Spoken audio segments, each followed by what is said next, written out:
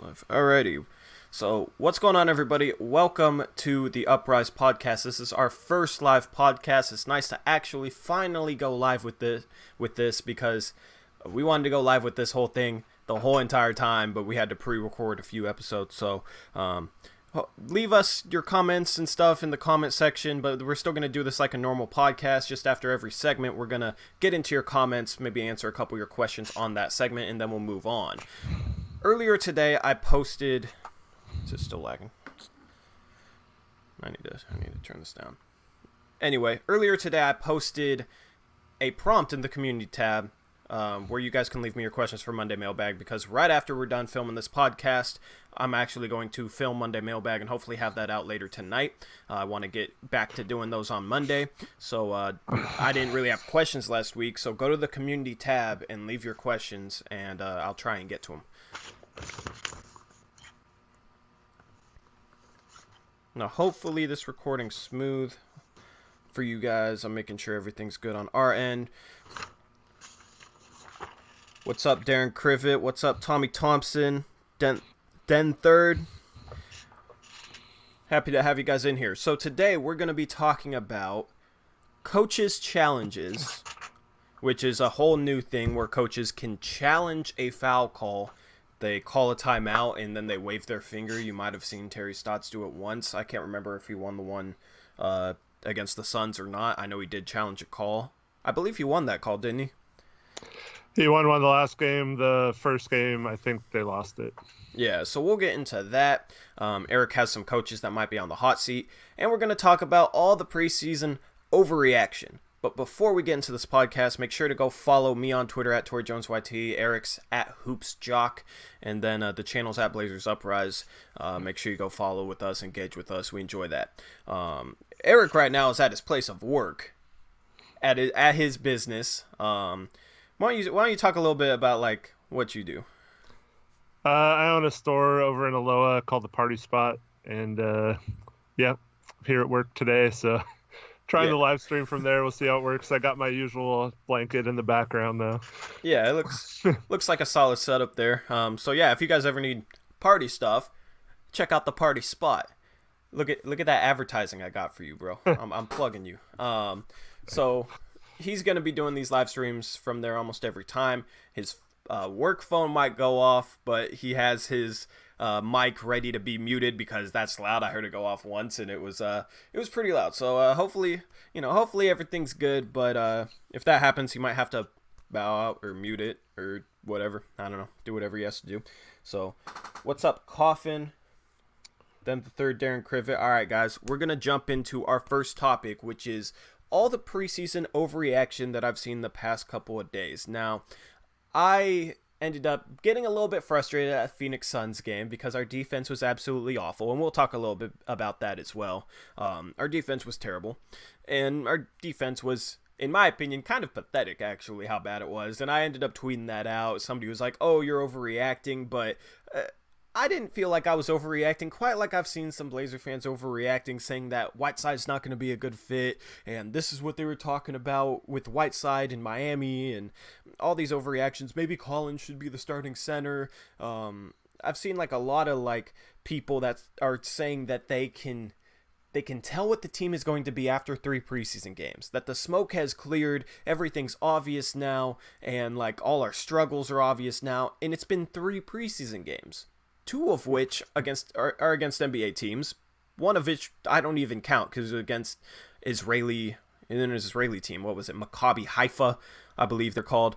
And many people didn't even watch that game. So you're really talking about 2 real preseason games, and people are already like coming to conclusions. Now, I didn't think our defense was good against the Phoenix Suns, but I think it's far, far too early to come to conclusions. What do you think about that, Eric?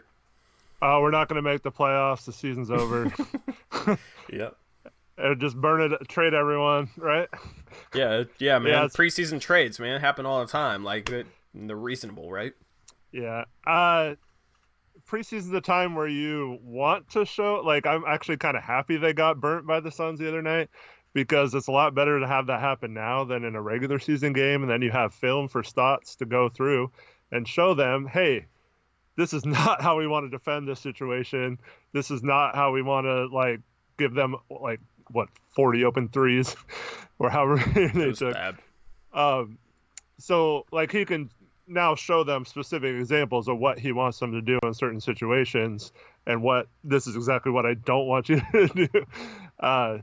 So I think it's actually a good thing for the preseason, and we don't know exactly what they were trying to do either, because in the preseason is a time to like try new things. So obviously whatever they were trying didn't work, but it could be like we've talked about before with defensive strategies. You want to learn and practice different things throughout the season so that if you need to use them against certain teams, like say you're playing the Lakers and they don't have any or much shooting on the floor, like that strategy to leave them open or force them to shoot threes might be a good thing, but you don't want to do that against most teams, I guess, in the NBA now.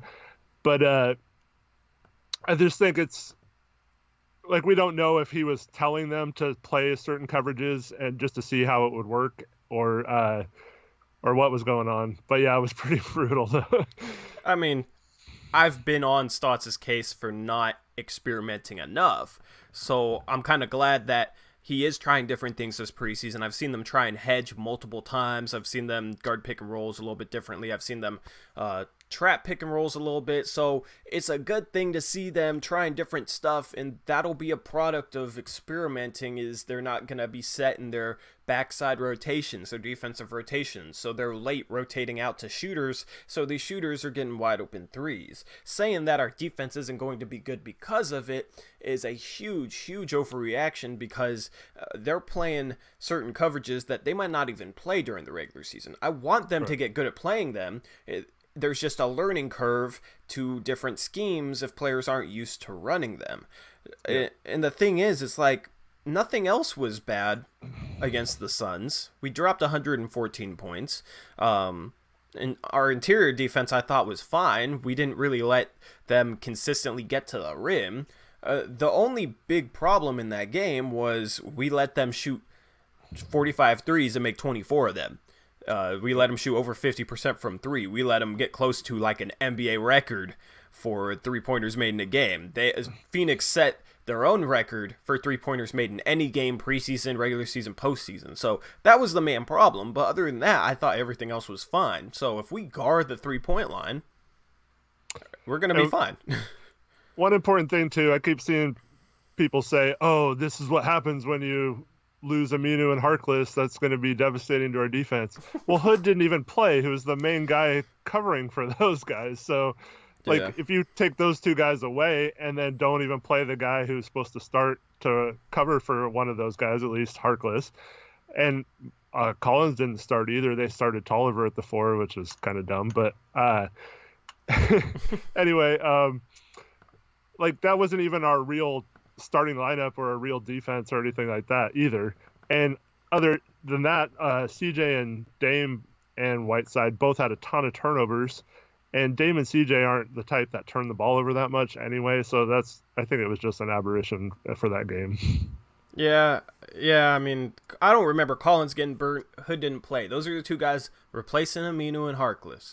Yeah. Aminu and Harkless weren't necessarily the best team defenders in terms of rotating and taking away the three-point line either. I don't know if having them would have really fixed that, because they're good on help side and they're good individually matched up against other players one-on-one. Our problem was giving up three-pointers, and people will just automatically connect the fact that we don't have Aminu and Harkless anymore to the fact that we gave up three-pointers, even if there is no connection there. So I got a little bit annoyed by seeing, this is what happens without Aminu and Harkless, because those guys weren't great at rotating. Those guys might have had the same exact problem as the rest of our team did, especially playing defensive schemes that they've never played before. We were hedging pick and roll. A couple times it looked like we were maybe trying to trap pick and roll. Aminu and Harkless never really did that for us, because that's something we don't do. So who's to say that they wouldn't have struggled as well? Plus, I feel like there was I forgot what point of the season was. I think we got off to that pretty good start last year, and then we kind of faltered back towards 500 after about 20 games or so. And during that stretch, I think it was when teams were shooting like record 3 points against us. It was like 6 to 8 games where every team was like setting some sort of personal team record for percentage or most made threes or something against us. And that was with Harkless and Aminu. So, like, I feel like people are just forgetting that our defense wasn't that great defending the three, even though that's seems to be like what we're supposed to do is stop the 3-pointer and inside layups and dunks. But it's not like we've been a great defensive team against the 3-pointer anyway in certain situations. And Tommy Thompson said, Zach said in an interview that they were trying things out, new game plan, new rotation will take a little while. And that's exactly our point. The preseason is time to experiment. So there's going to be issues with things like taking away the 3-point line because the rotations are slow. Now, watching it, it's still very frustrating to see any team bury 24 3-pointers on the Portland Trailblazers. I was getting a little bit frustrated because, it was hard to watch, but it's not something that we should take any long-term conclusions from. And that I saw a ton of those. Whiteside was another hot topic. People were, I don't even know how to explain it. People were like acting decisive in their opinions for him. He seemed to be kind of disinterested, and all of a sudden people that like the pickup are now saying, oh wait, I don't like this pickup anymore. Miami fans, this is exactly what they were talking about. He looks a little bit lazy.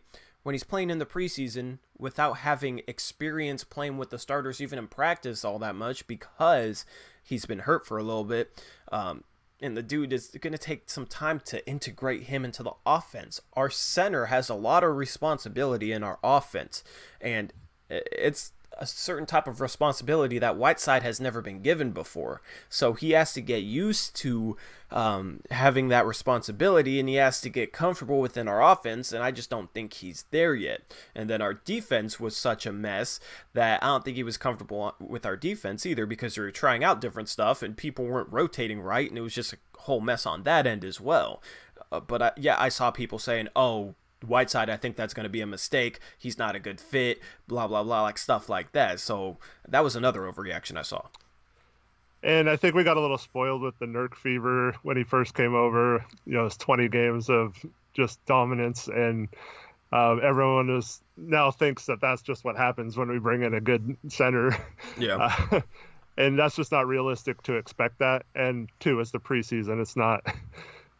this, like we talked about, this is where you want to work on stuff. I feel like just watching him play more closely now that he's a Blazer, he's just kind of slow-footed, and it makes it seem like he's lazy, even though I don't think he's necessarily lazy. He's just kind of like a tree, he doesn't move well, so it looks like he's not moving hard, but that's just how he moves, Yeah. And we'll just have to adapt to that. Another thing that I've seen a lot of people complain about is his setting of screens, which are pretty much non-existent. He just kind of is there, and then the guy goes around him. And I think with a big like that, who's a lob threat, he's used to like slipping those screens and then getting the lob or a dump pass. And so he's so used to like not even actually setting the pick, just pretending he's going to set a pick and diving, that I think he's going to have to get used to. That's one thing that it's like almost a little bit of intimacy between a point guard and a center, like to be really good. And Dame and Nurk connected like right away with that. But it's not always a perfect thing right off the bat where you have to time it right to where the screen is set and the ball handler has to wait for the screen to be set and he's got to rub off of it in the right way. And until you get that cohesion down where you're comfortable with what the other person in that situation is going to do, it's a little awkward. But hopefully that gets soothed up pretty quickly. Yeah, that's a great point about him kind of slipping screens, him not setting solid screens, him just trying to like get up there, look like he's going to set a screen, and then slipping out of there fast for a lob, because that's something he did a lot in Miami and it worked for him. With an offense with two absolutely lethal guards, you definitely want to get up there and hold the screen so that you're giving those guards space, because you give Dame space, he'll come up, he'll pull up from three, he'll look like he's going to pull up from three, he'll hesitate, change his pace, get the defender that was guarding Whiteside on his toes, then he'll blow by. Like, you give Dame and CJ space, and they're able to manipulate it and really get whatever they want. And you give them space and they're harder to guard, so that might open up more things for Whiteside once he does roll after holding the screen. So I'm hoping that this is something that they can figure out. I'm hoping that Whiteside sets better screens. People are acting like it's impossible for him to set a good screen, like it's impossible for him to run up next to somebody and stand there for 2 seconds. Like, there is a lot of like chemistry to the timing of pick and roll between two players, but in terms of just like going up there and setting a good screen, it's not that hard. And they'll be in his ear, they'll be working on that. I guarantee the coaching staff and Dame and all these guys, when they watch film, they're seeing all the same things we're seeing. So they're going to notice that as well, and they're going to talk to Whiteside about that as well. Might take some time for him to change his screen setting habits, but I believe it'll happen. I'm not worried about Hassan Whiteside. I think people were overreacting a little bit to him. And I think every big so far that's played with Dame has been good at setting screens. Yeah. And some of that has to be that Dame is telling him how he likes his screens and where to do it and how long to set it for and all that stuff. So that'll come in time. I have no doubt that they'll get it together. And worst case scenario, if not, that's a big expensive expiring contract we can use later in the season. Exactly. Right? That's the thing. If Whiteside doesn't do well, it's a lot more likely they trade him, which I believe is the right decision no matter how well Whiteside plays. I think it's still the right decision to move him out of there so you can start Nurk again, get Nurk some minutes, still play Powell as the backup center because I believe Powell will be good enough to play minutes at the backup center spot. I believe it'll be the right move to trade him long term, but I think he'll be fine. I think, there's going to be an adjustment period, and I feel like a lot of fans are a little bit impatient. They want to see this team clicking right away, especially coming off of the Western Conference Finals run that we made. They want to see them pick back up where they left off, but it's a completely different team. Completely different team. A lot of these guys weren't here. And it's the preseason. So it might be, if this carries on over into the regular season, we might have a rough start, especially considering how hard our schedule is, like the first 17, 18 games of the season. Then we could run into some trouble. But, like, I don't know. We have to wait and see. If after 10 games, this is what our 3-point... Whoa, what? What happened to my voice there? Yeah, right. What happened to my voice there? Okay. After like 10 games, if our 3-point defense is looking like this, then my voice is quitting on me. Then it'd be a problem. Yeah, we better not be giving up 50% 3-pointers every game. Take over for me. Let me fix my voice for a little bit. Do you have anything else to say other than overreactions or? Yeah, I understand why people overreact to it. It's just frustrating that it has to be like that. And I don't know about you, but if I'm playing a game that doesn't matter, I don't play as hard or I'm not as sharp as if it does matter. And there's just a mental difference between playing in the regular season and playing in the preseason. A team like the Suns, who's super young and trying to prove that they're not the worst team in the West, they're going to take every game like an opportunity to prove something, whereas the Blazers don't care if they win or lose a preseason game to the Suns. So, like, how much can you really take from that? Yeah, I saw somebody giving Damian Lillard some crap on Twitter because there's a fan that put down like $1,000 bet on the preseason game, and it's like, how can you bet on preseason? And Dame quoted it, and he said, "This is preseason." So, I'm expecting the same type of overreactions after the 16th, 17th, and like when I'm watching the game, I'm pretty strongly opinionated. So if the defense is really bad, I might say, "Oh, the defense is kind of pathetic," but like I'm not making any long-term conclusions from it. I don't think it's right to make long-term conclusions from the preseason or even the first 5 games of the season, because I know after 5 games, that's when fans start to kind of overreact, act like that 5-game sample size is what it's going to be for the rest of the season when it's literally only like 5-6% of the season. So I'll be calling out those overreactions and stuff because I think like we just need to chill a little bit. Nick Stauskas is the future, right? Nick Stauskas is the next JJ Redick. He's the Canadian JJ Redick. Yes, sir. Because that was the guy. Because he had those like big first couple of games. He had that first game he dropped 24 on the Los Angeles Lakers, and everybody was like, because like I wasn't a fan of the Stauskas pickup. So Stauskas dropped 24 on the Lakers. I was getting hyped for him, as a Blazer fan. Like, want to Yeah. see him do good. But then after that, I had everybody saying, see, you were wrong about Nick Stauskas. See, I told you he's going to be really, really good. Olshey's a genius. You don't know what you're talking about.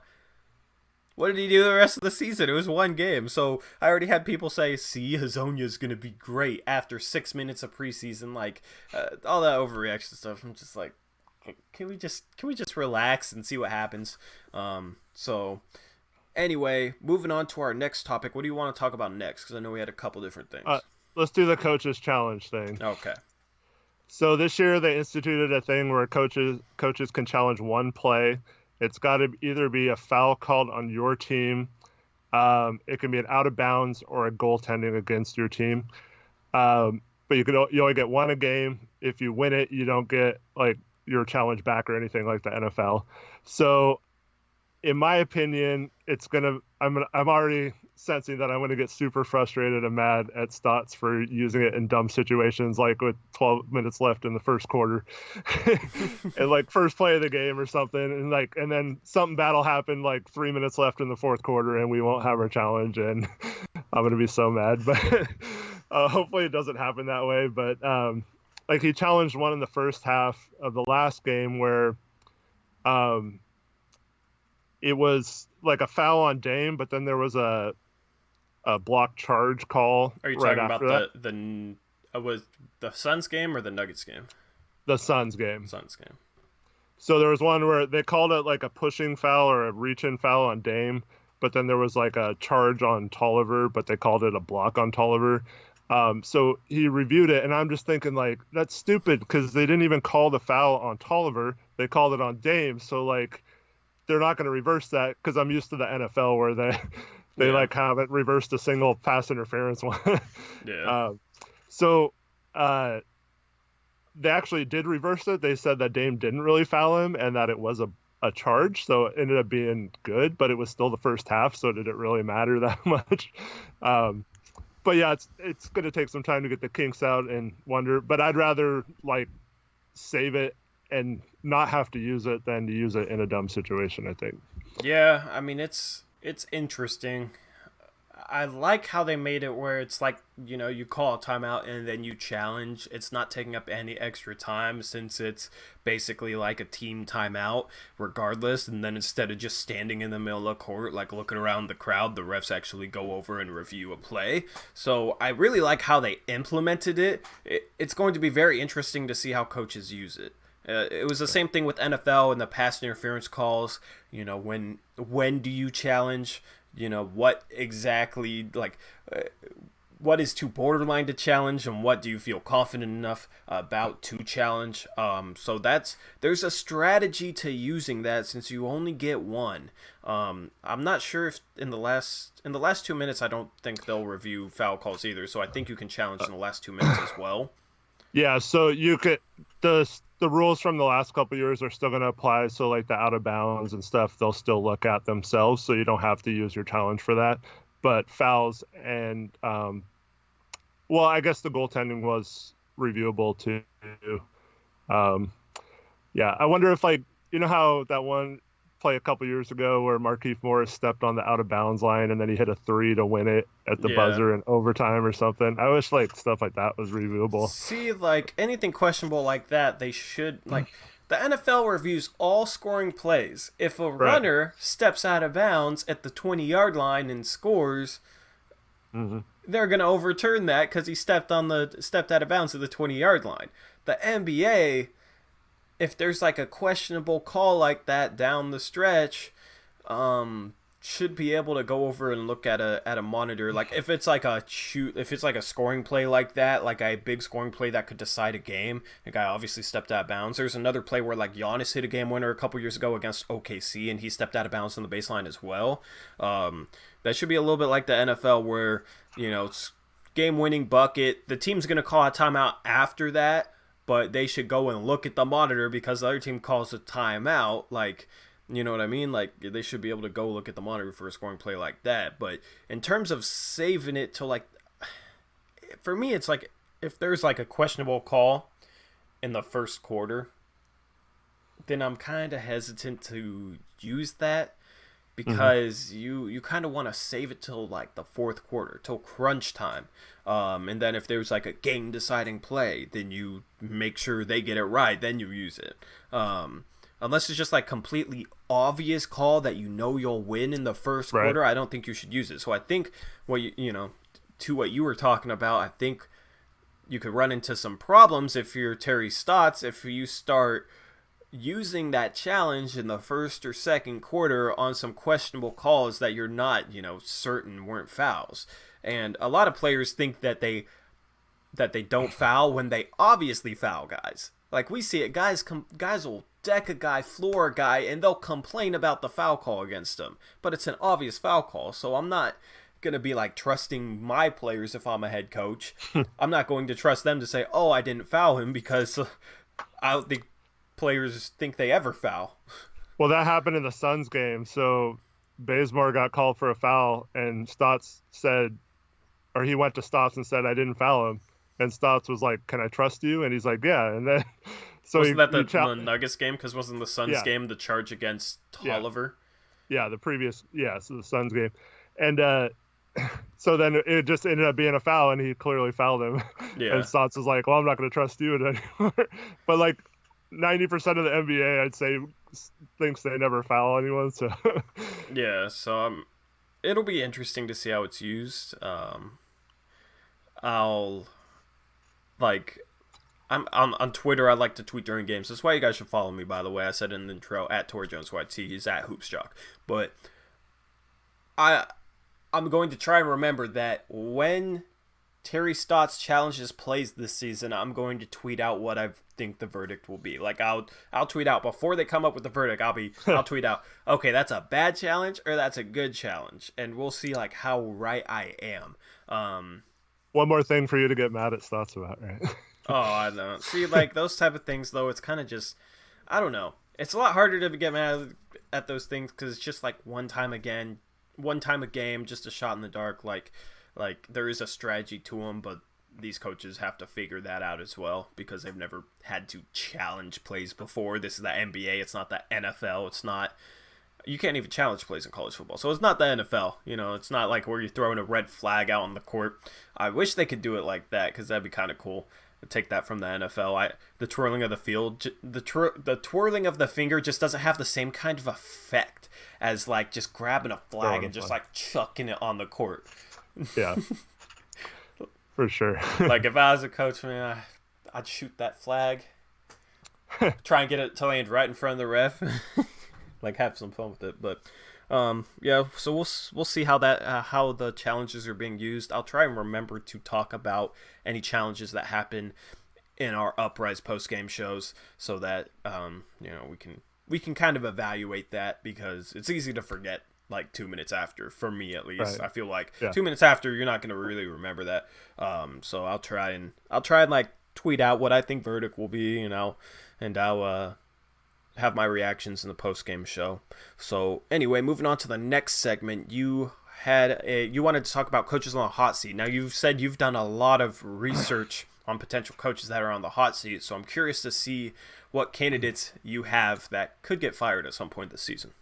So the first one that I thought of when I was thinking about this was D'Antoni from Houston. And the reason for that is because they had some sort of contract dispute over the summer. So I think he's kind of on thin ice anyway. Plus, they had those chemistry issues last year with Paul and Harden.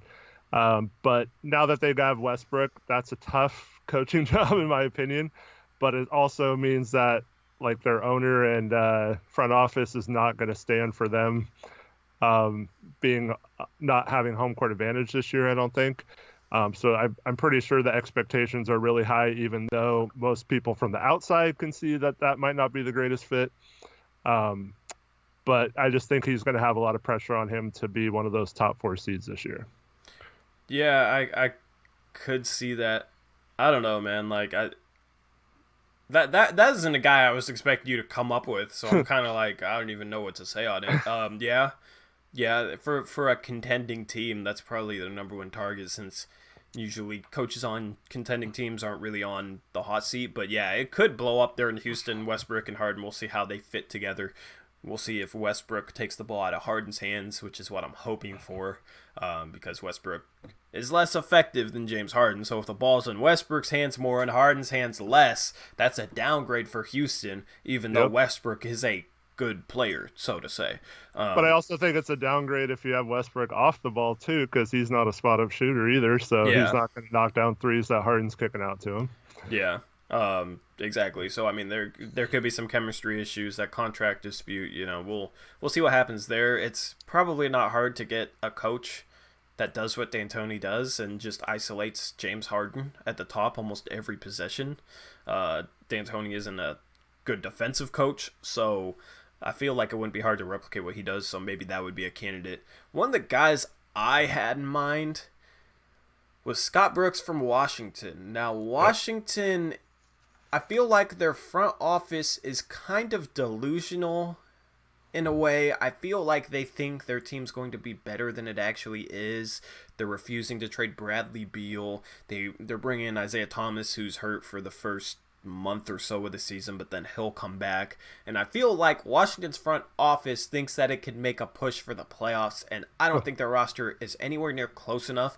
And I feel like because their front office is kind of delusional and think that they have a chance to push for the playoffs, once they start losing a bunch of games, then they might just be like, okay, Scott Brooks, it's your fault. You're not getting the job done. Bye. Yeah, plus, so he was brought in to kind of hopefully bring that team over the hump. Yeah. Because they were kind of a lower seeded playoff team for several years. He's got 124 and 122 in there, so not in the Eastern Conference. That's nothing great. And I just think now that they've gone young, yeah, he's probably looking on it. I mean, he's not really a rebuilding type coach. I don't even know if he's that good of he's not a good. I've never been a fan of him in general. When he was in OKC, he kind of just ruled the ball out there and let Harden and Westbrook and Durant just kind of do their thing, and they were so talented they got to an NBA Finals. But it's easy to look like a good coach when you have those guys, huh? Exactly. I was never impressed. Like, I could go out there with those three guys and just roll the ball out, like say, okay, go get them, and they could. Then you got a Vodka too, yeah. Yeah, I could coach that team to 50 wins. Like, come on now. But yeah, so he was the number one candidate I had in my mind. What other candidates you got? So, while I was on the Western Conference, so I saw a lot of stuff about Frank Vogel being on the hot seat, even though he just got hired with the Lakers. And there's kind of two big reasons for that. One is that LeBron, once he doesn't like a coach, pretty much gets him fired right away. Yeah. So if he at any point has a conflict with Vogel, I could see him being ousted. The other is they were insistent on Jason Kidd being the assistant coach of whoever was there, and I don't know why they didn't just make regular coach, even though, but like, why force Jason Kidd to be an assistant coach and have that pressure of having your coach in waiting sitting there the whole time instead of just making him the coach. I never understood that this summer. Yeah, it's a very weird dynamic there. It's a very weird dynamic because Jason Kidd seems like a little too hard-headed to be LeBron's coach, but then Frank Vogel, I've never been impressed with as a coach. He seems like a bit of a pushover in a way. So the power dynamic with Kidd and Vogel and LeBron is very interesting. Yeah, and then they have huge expectations this year too. So if they don't get kind of like the Rockets, if they don't have home court advantage in the playoffs or struggling towards that bottom end of the playoff picture, that's not going to look good on their coach. And I kind of feel like, other than Steve Kerr is definitely safe in this situation, for sure, because of his past coaching, and he's a championship coach, and he has a major injury to one of his star players this year. But barring an injury for the other top six teams in the West, so we're talking about Portland, Houston, Utah, both LA teams, and Denver, unless they're hit with injuries, if any of those teams don't make the playoffs, I could see their coach being fired, or because all those teams should be competing for those top 7 spots. And if one of them isn't, and it's not due to injury, I think that coach is going to be on the hot seat. And that includes Terry Stotts. I don't think it's going to come to that, but even though they just gave him an extension this summer, if they don't make the playoffs this year and they don't have an injury to like Dame or CJ to, use as an excuse, then I could see Jody getting a little impatient with spending all that money on this team and them cutting Terry loose. Like I said, I don't think that's going to happen. I'm just saying that I think if any of these scenarios play out where one of those teams don't make the playoffs, I think their coach could be in trouble. Yeah, I'd say the only way their coach wouldn't be in trouble is if that team just had massive injury issues. In Utah, if Conley and Gobert gets hurt, that team could easily miss the playoffs. I don't think necessarily Quinn Snyder would be on the hot seat for that because it probably wouldn't be something that was his fault. He doesn't control injuries to his players. So, but if it's something where like a team is healthy and expected to make the playoffs, one of those 7 teams that you mentioned, and then they end up missing the playoffs, then you could definitely see one of those coaches getting fired. Do you have any from the Eastern Conference, or is that kind of like your whole? Yeah. So one that I really think, one more for the Western Conference. So Billy Donovan. Oh yeah, he's terrible. He's a bad coach. I don't even know why he kept his job after they lost this last summer. He's one of those coaches that runs a college program well and is a good college coach, but should never ever be in the NBA as a head coach. Nope. And yeah, I was baffled by how what little adjustments he made. We're used to complaining about the lack of adjustments from Stotts, but when you get severely outcoached by Stotts in a series, it's really bad. Yeah. And that's not I'm not trying to bash Stotts, but he's not known for adjustments in a playoff series, and when he's outshining you in the playoffs, it's bad. Yeah. So the one in the Eastern Conference that I thought is really interesting is Brett Brown. Now, this is another case of high expectations. So I don't think there's any way Philadelphia should finish lower than 2 in the East this year. And so, I mean, Boston could be good. Indiana could be good. But if those teams are better than the Sixers with that roster, I think then some blame is going to start to come on Brett Brown. And this is a team that's lost in the second round the last 2 years. So they definitely need to make the Eastern Conference Finals, in my opinion. And so getting the 2nd seed and meeting the Bucks in the Eastern Conference Finals, I think, is the only way he could keep his job. Yeah, barring injury, like we talked about. Yeah, he could be in a position like Dwayne Casey was for the Raptors a couple years ago, where they have a great regular season, but because they don't get it done in the playoffs, he's gone, he's out of there. At the same time, I hesitate to say that he could potentially be on the hot seat because they've been with him for so long. It almost seems like there's some sort of loyalty between the organization and Brett Brown. There's things, with organizations and head coaches that we don't see, like how's the relationship between the GM and the head coach? What's the relationship between the head coach and maybe even the ownership? What's the relationship between the head coach and the players inside the locker room behind closed doors? So there's certain things that affect, who's on the hot seat like that. It seems like Brett Brown has a pretty good relationship with his players, and he's been there so long. I assume he has a pretty good relationship with his head coach, or with his GM and his front office. So, Colangelo got fired last summer, so Brand's only been there a year. You don't know how close they are, but yeah, I think they have to get further this year. Yeah, it's almost just like a case of like a head coach is there so long, they're comfortable there, that I feel like you bring anybody into that front office with an entrenched coach, and it's a lot easier to build a good rapport, build a good relationship compared to a guy who's just newly in there, or a guy who is kind of failing to meet expectations already once a new GM or front office personnel gets there.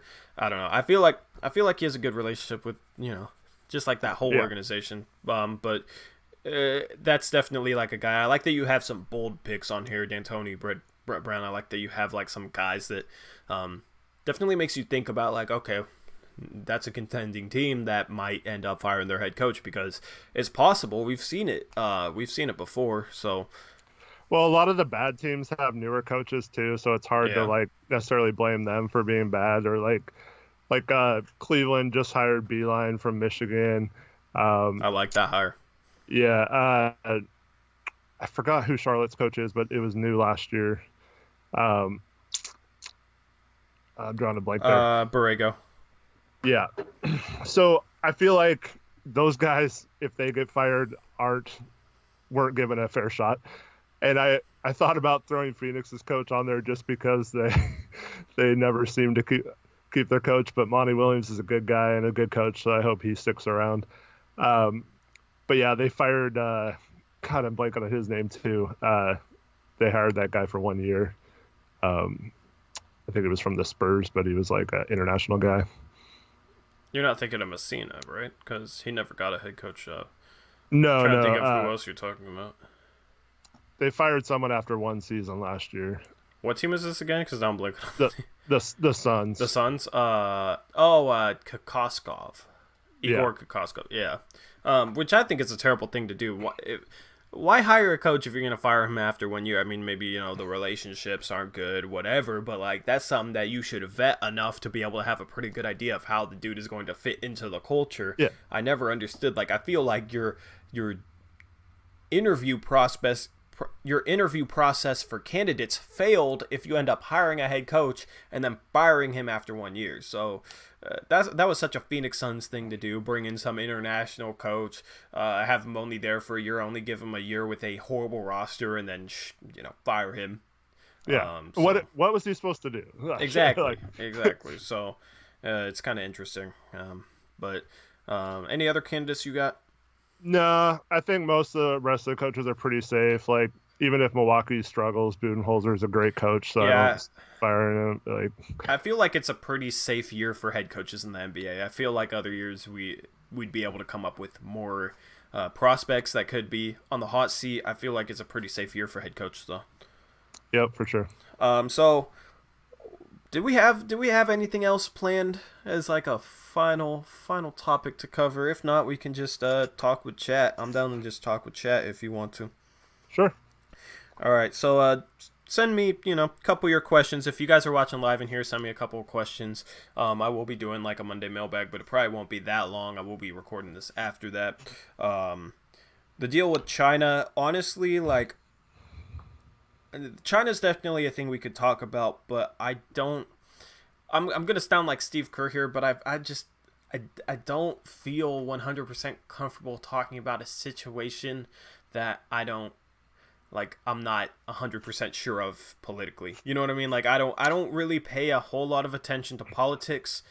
I like to pay attention to basketball instead. So, but Well, that whole situation, I think like the NBA doesn't look too good right now, because they're kind of the professional sports league that is ahead of other leagues in terms of like their stance on social issues and their political stances and kind of their rapport with the players, that type of thing.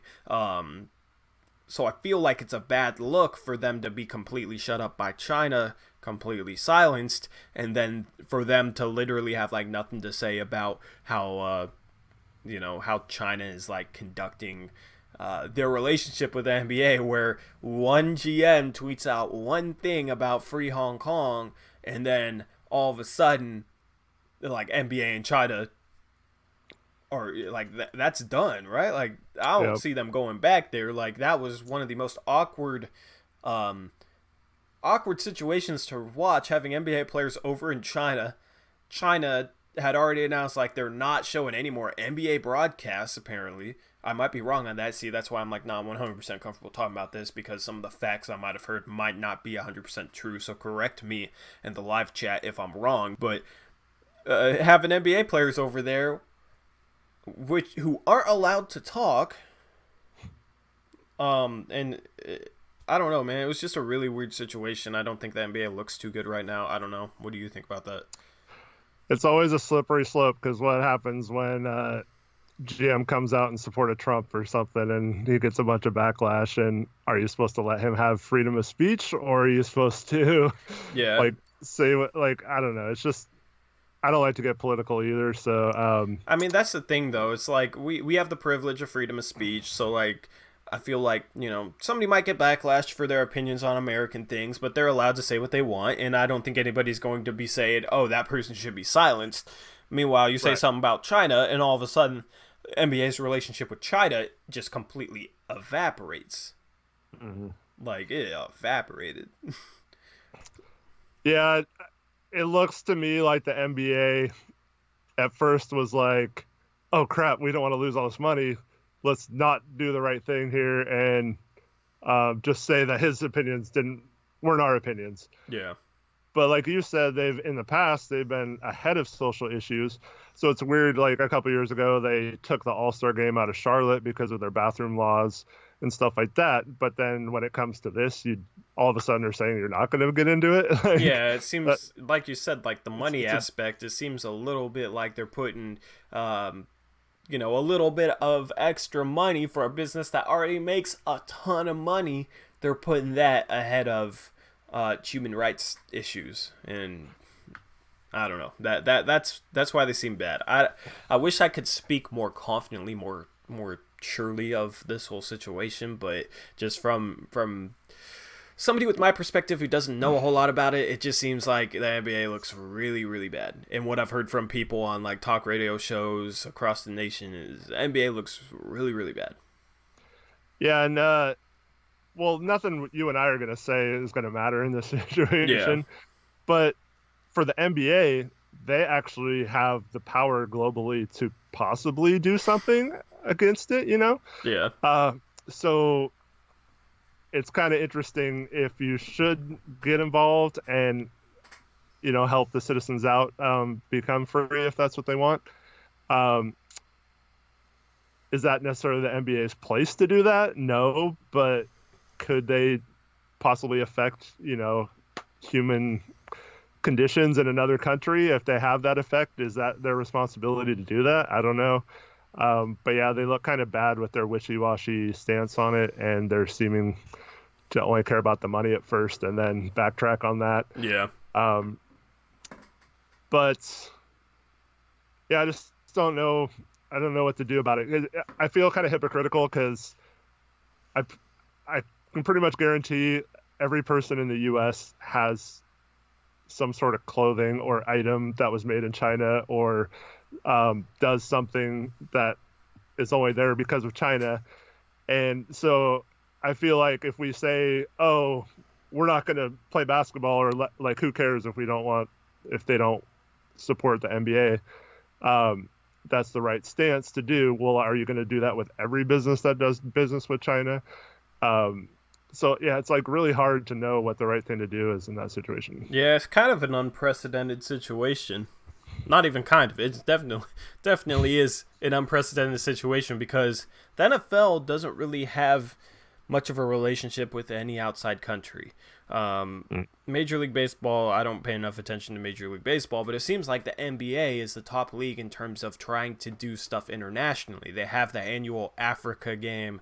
The game's pretty international as well. You have FIBA World Cup, Olympics. Neither football nor baseball is in the Olympics. So it's a lot more of an international game than the other two main sports in the country, in my opinion. So I feel like the whole international, like the whole, how do you say it? Like the internationality of the game. It's a global game. I Yeah. feel like their relations with other countries are very important to them. So from one angle, I can kind of see how they're like, you know what, we want to keep our relationships with all our forward markets good because we want to market the game to everyone across the world. We want everyone to have access to our, to our league, to our product, because that'll help grow the game. But on the flip side, it does seem like they were a little bit, like it was a little bit of a monetary decision to completely shut down and shut up on China. Where if that was like a similar situation that involved something within our country, then they would have been super outspoken. Coaches would have been super outspoken, and it would have been a completely different situation. So it is a little bit weird. It is a little bit unprecedented. It'll be really interesting if that affects the salary cap as much as they estimate it could too, like 10 to 15% next year. That could be huge for teams. But yeah, so it could start to mess with rosters and all that stuff. Like it could have a major trickle down effect. Yeah. But I don't know. I think some of that's kind of being blown out of proportion, but yeah. The Under Armour Gaming says NFL does work internationally, yeah, but not to the scale that the NBA does so, and not with as many different countries as the NBA does so. I'm gonna start getting into the comments a little bit. Hey, moving on. You had someone in the comments, Reed Newcomer, calling you out for dunking on 8-foot hoops the other day on your That Twitter. was a 10-foot hoop. That was a 10-foot hoop. If that was an 8-foot hoop, I would have snatched it between the legs instead. No, I can dunk on a 10-foot rim. It doesn't look cool. I wish I could get off the floor a little bit more, but I mean, your dude's 6'4", so it's not that impressive for me to dunk on a 10-foot rim. A lot of people tell me that I'm supposed to dunk on a 10-foot rim. I should be dunking on people, so I don't know. I don't have the longest wingspan, so like I can't reach the highest. So like it's just kind of like a, I wish I was like a little bit shorter with like longer arms, so my standing reach was the same. But it looked like I was jumping a little bit higher because I would have been a little bit shorter. You know what I mean? Yeah. Well, I'm taller than you, and I can't dunk right now. So. Well, you're 39, 40. You're I'm 40. Yeah. Old man River. Yep. Austin Wax said, if Whiteside doesn't work out, I don't know if we will be able to trade him because NBA teams know about it. I hope he works out. Nobody's going. The thing is, like, if we end up trying to trade for Blake Griffin and the Detroit Pistons are blowing it up, they're not going to value Hassan Whiteside as a player. They're not going to really care about how he is as a player. Hassan Whiteside has a $27 million expiring contract, so they could save some salary going to next offseason. So they'd value him as an expiring contract. They wouldn't be making the trade for Whiteside, so in that sense, it doesn't really matter how Whiteside is playing. The only way it matters how Whiteside is playing in terms of trading him is maybe we could flip him to a third team and get a first-round pick and an expiring contract, and then we can use that pick and that expiring contract to try and trade for a guy like Blake Griffin. We'd have an additional first-round pick to try and make that trade happen. But how he plays doesn't really matter in terms of trying to make a trade for like a good player. A guy like Otto Porter Jr. too, the Bulls have been notoriously cheap when it comes to salary and contract and stuff. So if they're struggling and they don't want to pay him for the season after this one, trading him for a guy like Whiteside gets them completely out of that second year of his deal for almost $27 million. So there's going to be opportunities like that. We've talked about this before, but no one would have guessed that the Knicks would have been trying to blow everything up last summer. So the more expiring contracts you have, the more likely it is for you to be involved in some of those trades that went down last year. Yeah. And so I don't think it ever hurts. And worst case scenario, you let him walk and you have a little bit of cap possibly in the summer. But yeah. So exactly. I'm reading this comment right here. Nikos Kodakris says, guys, the NBA is that global. I'm awake at 3:00 late night in Greece watching a Blazers podcast. That's awesome, man. Shout out to Nikos. Yeah. Thanks for watching. He's been with me from my time at True Blazer Fan. Like, he's been like a regular commenter, regular mailbag question asker. So huge shout out to Nikos all the way over there in Greece. Like I said, man, we have a lot of people that watch this channel from different countries, and that's pretty cool. Like, it's hard to kind of comprehend. Like, man, somebody's watching me all the way over in Greece right now. I would love to fly halfway across the world and visit Greece, but I guess I'm there on this podcast. But we got people in like Australia, Japan, Greece, a lot of European countries, Brazil, yes sir. Like, we got a lot of countries represented and people who watch this channel, so that's pretty cool. Like I said, it is a global game. Nikos is proof of that. Nice. So Reed Newcomer obviously didn't watch the beginning of our show because he's saying, already not into Whiteside. I don't like how he sets screens. Lazy as hell. Reed, yeah. Reed's my guy. I talk to him all the time on Twitter. Another one of the OGs. But yeah, we talked about at the start of this podcast how like we shouldn't overreact to Whiteside just because he hasn't had much time to practice with the starters. he's getting used to a completely new style of play that he has to play because our five has a lot of offensive responsibility in terms of like making decisions, and even the way they set screens is different than Miami, where in Miami he just slips screens and catch lobs, and in Portland, it needs to be a more solid screen, and he's still, not really doing that yet because he's not used to it. So it's 2 real preseason games. It's not much to like overreact to. Like, I know a lot of people wanted to see the team hit the ground running and wanted to see Whiteside look amazing in the first 2 preseason games, and I agree with you. He hasn't looked all that great, but it's nothing to be like too worried about. I think we just got to be a little bit patient. Maybe 10 to 20 games in, then we can kind of revisit it, but it's still going to be like a learning curve for Whiteside. He'll still be learning how to play this role 15, 20 games into the season. So, For sure. He hasn't looked good. I agree with that, but definitely don't want to like overreact to 2 preseason games, and the defense was bad, and we've lost both our NBA games against NBA teams, but me personally, I don't want to overreact. I don't want people to get too down on this team because they lost 2 preseason games. The Under Armour gamer asks, "What if we can't trade Whiteside because of Nurk not being up to par?" And so those aren't necessarily connected. If Whiteside isn't playing well, we can still trade him for another center or another piece, and then play our guys we have. Like just move Collins to the center. Yeah. Gasol could get some more minutes. Scal could possibly be playing better by that time. So I think we have plenty of options. I don't think we're totally dependent. Obviously, it helps if Whiteside plays well and we're doing well and Nurk is not needed to be rushed back or anything like that.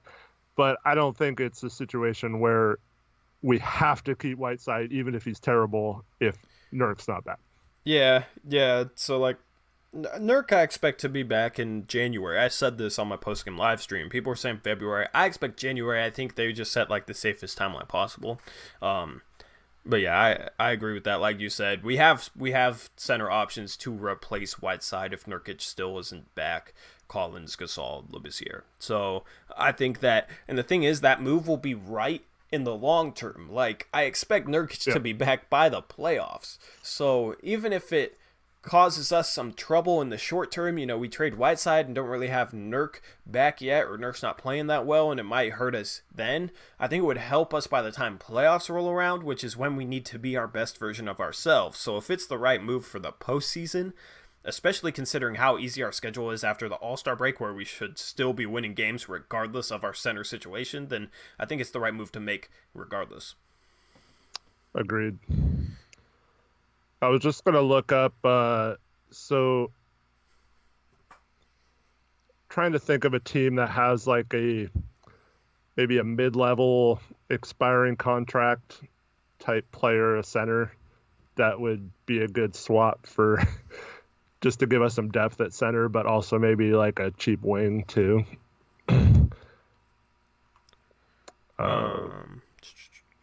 Adam versus...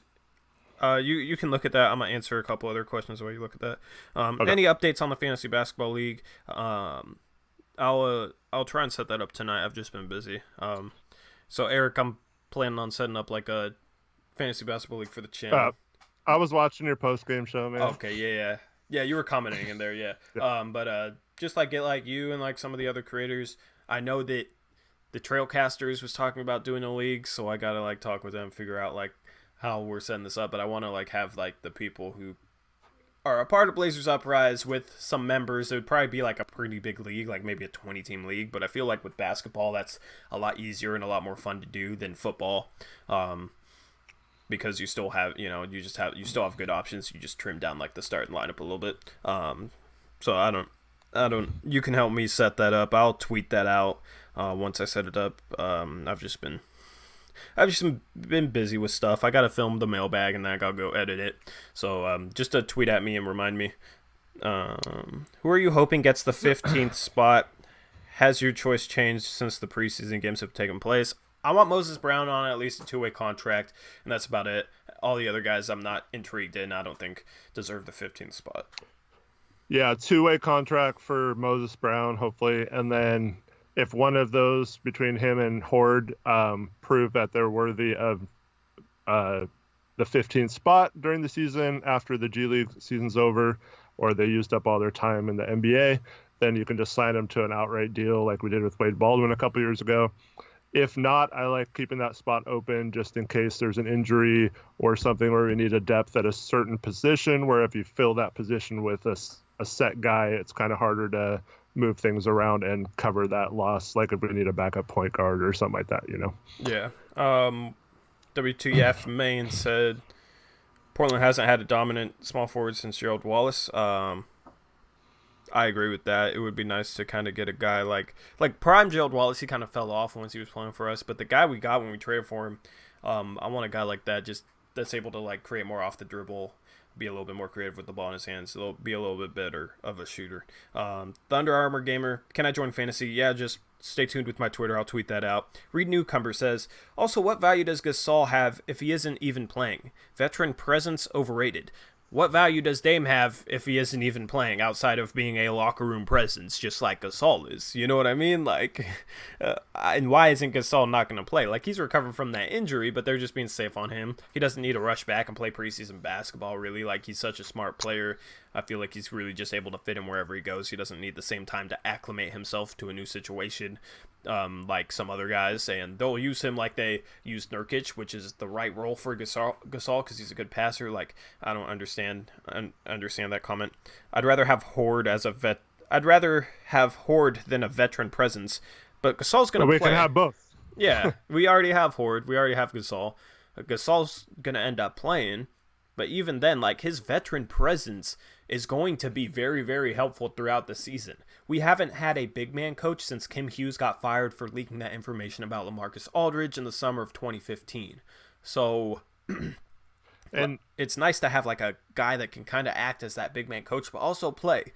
And a guy that can mentor a guy like Zach, Scow, players like that. Those guys will tell you that that is something that's very helpful to them, and I believe them. So I don't understand like the Gasol hate. We have Horde and Gasol. There's no reason to choose.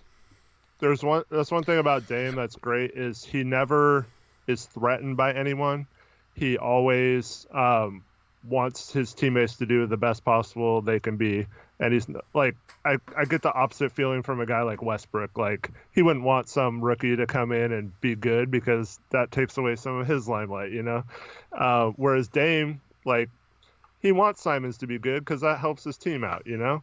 He doesn't care if he becomes as good as him. He's confident in his own abilities to where he can help people out. And Gasol's the same way. He's a championship player who is, at this point in his career, ready to help other players develop and stuff like that. And if he can give us 10 to 15 minutes a game, great.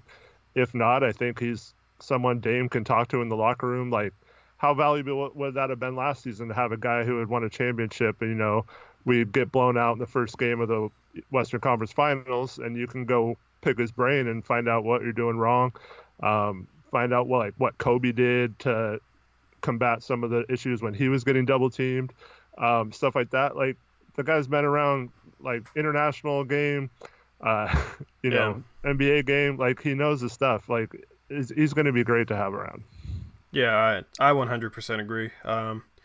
I 100% agree. I think our roster's fine. I don't think people should overreact. I think we should just relax on this roster, see what it does over the first 10, 20 games. That's a hard schedule too, so they might be struggling just because of like the caliber of opponent they're playing against while they're trying to still get acclimated to each other. So I still feel like even after 20 games, it might be an overreaction to make any like long-term conclusions since our schedule will lighten up a ton after that.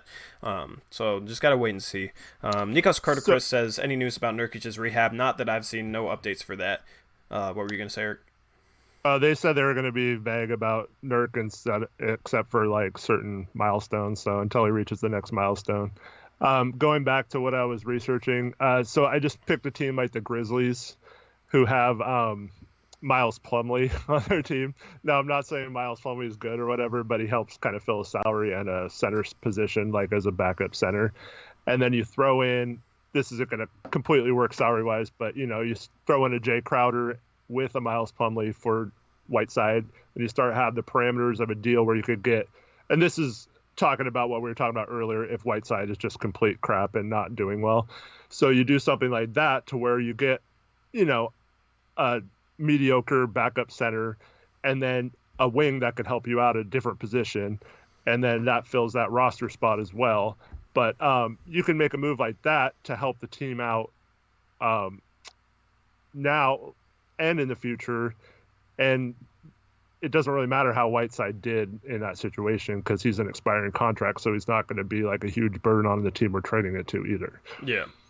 Yeah, I 100% agree. So, if you have questions, any other questions, we're going to wrap up this show here. If you have any other questions, go check out the community tab. Leave your questions on the last post that I made because that'll be questions for the mailbag. If there's not enough questions, I might wait for questions to appear there, and then I'll post a video on Tuesday. But I do want to get these videos back to Monday. I just forgot to send out a little prompt for you guys. But you guys will be able to ask the questions on the video after I post it anyways. So we'll get that start becoming. We'll make that more. Dude, why am I blanking on this word? A more regular thing. We'll make that more consistent. There you go, consistent. And we'll get that out to you every Monday is the goal.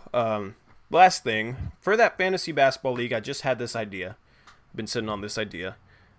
What if we, for the creators, what if we did it like each podcast has a team? So like the two people from each podcast will run a team. Like me and you would run a team, just in like our channel league. So we give more spots to the people that watch the channel. And me and you, we can fight each other about picking certain we're gonna players. get so many disagreements. We agree on a lot of players, so I actually think it would be That's true. it would be not that bad. But yeah, you're gonna fight me to draft.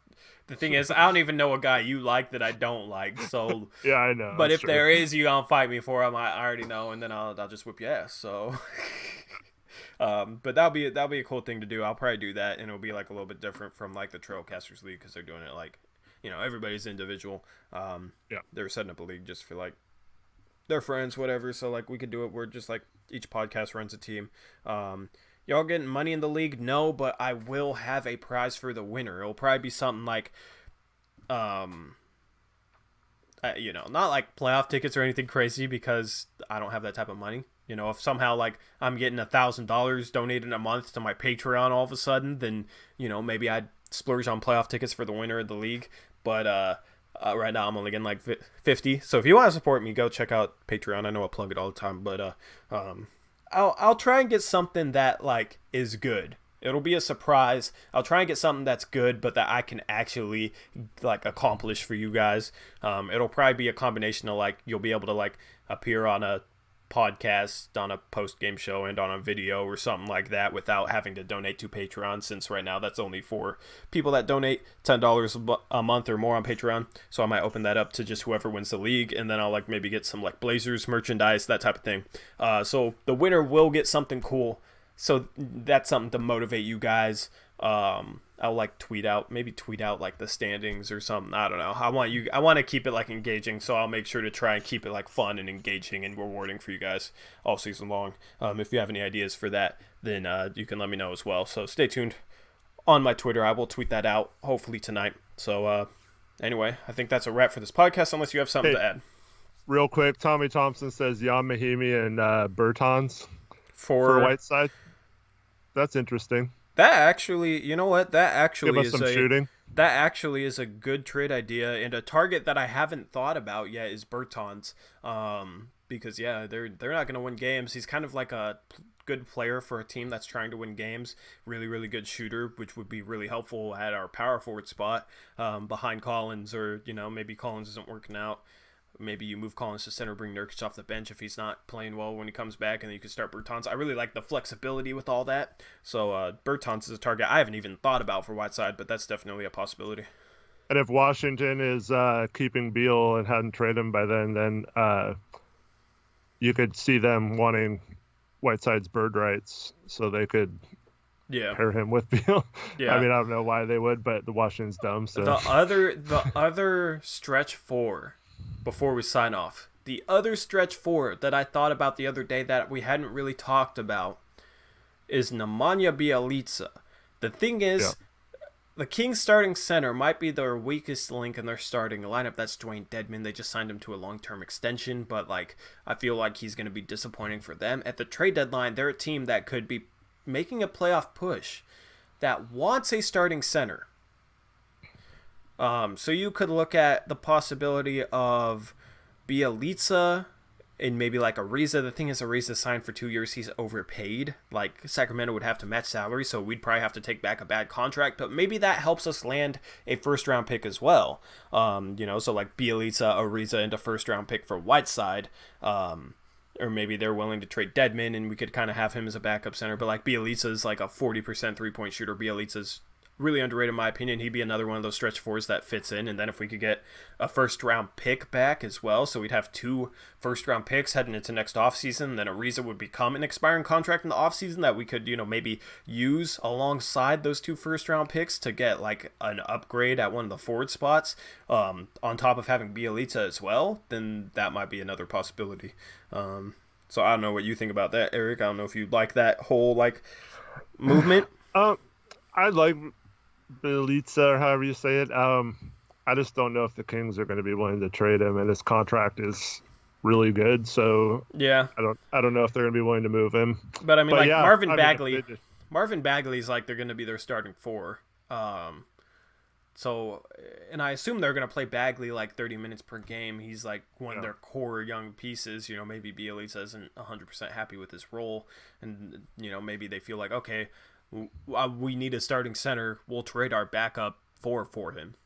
I think they'll definitely have to be out of the playoff picture to do that. If they're fighting for that 8th or 9th seed, I don't see them making a move like that. But yeah, I feel like they would make a move like that if they were fighting for a playoff spot, because it would upgrade their lineup.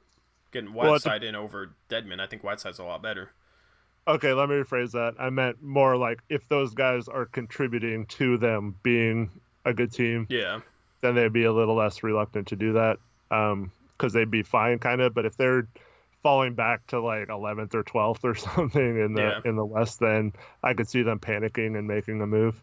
Yeah, I mean, I would love for them to be like 10th in the West, have like the 12th pick, and us trade like Whiteside for Bielitsa, one of their bad contracts, and maybe the right to swap first-round picks. Maybe Sacramento would be dumb enough to do that because they're not the smartest organization. I don't know. That'd be a creative move. I doubt it. I doubt it too. I doubt it too, but it's Sacramento, so. At that point, I think you'd just be happy that you got him for not having to give up any assets. They signed Corey Joseph, Dwayne Dedmon, and Trevor Ariza to around $13 million per year on like 2 or 3 year contracts this past offseason. So I wouldn't rule it out because it is Sacramento. If that was a smart organization, I wouldn't even suggest that trade, but it's Sacramento. So maybe that's something we could pull off. That's just another trade target. So anyway, that wraps up this post-game show. That wraps up this podcast on a Monday. I hope you guys enjoyed. I hope you guys end up having a good week ahead. We should be back on Wednesday with another live podcast. It's a lot easier to do these things live, and it's cool having a chat here as well. So I'm actually looking forward to be like wrapping up a podcast reporting and see, I'm messing up my words, man. I always get to my outro and I mess up my words. It's really nice to wrap up a podcast recording and then not have to worry about editing it. And you're making sure, there's no technical difficulties in rendering it and putting it out. So it's nice to just wrap this up. It's a lot easier to do these things 3 times a week if we do them live. So hopefully we're able to get these going live consistently. We'll let you know on Monday, or we'll let you know on like Tuesday night, Wednesday, what we plan on doing on Wednesday for our podcast. So anyway, I hope you guys are enjoying these videos. We're enjoying making them for sure. So hope you get the same enjoyment out of it as we do.